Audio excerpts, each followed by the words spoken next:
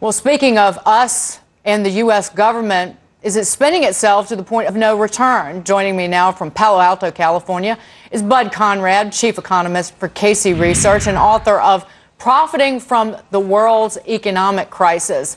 Let's start with the title of the book first, Bud. Where do you profit from the world's economic crisis? Because if you're worried about our debts, you wouldn't put your money in treasuries. The stock market's in the tank. Europe is going to, well, you know where. So where would you put your money? Good to see you, Dagan. Yes, the book is really a compilation of 2 decades of my attempt to understand how the economies of the world work from a kind of electrical engineering point of view, which was my background for many years as well. And the point here is that governments have created so much debt that they can't ever pay it back.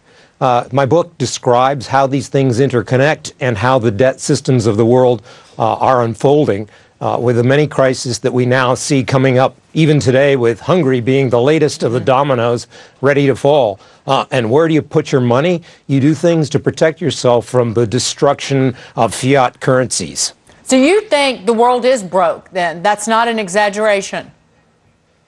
Well, I think the money systems are already beyond the point of no return. What's happened is that governments have the incentive to create more money. They and their close friends get to use it first and benefit from it.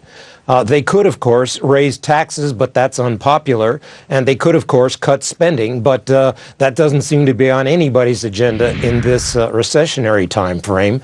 So the incentive for the governments is to spend more. I don't see in any way that they're going to be ever able to pay off the accumulated debts of governments and the private sector. As to put a little more perspective on it for ourselves, I think we all know that we had the bubble in private debt expansion, which was the increase of money for houses. Right. That was the bubble of housing. I think I put a chart together, hope we can put that up on the screen, that shows a big increase in the amount of private debt. And of course, we've had a collapse in that mortgage lending and new debt that has been made up for by governments coming along and spending. Well, and when, of course, the governments throw $3 trillion and another $8 trillion of guarantees and some more long-term obligations, maybe $50 trillion for retirement programs, you get some blue sky. And that's what we're in right now. But I consider it sort of like a hurricane, where it comes right overhead, and in the middle of the eye of the storm, things look good for a while.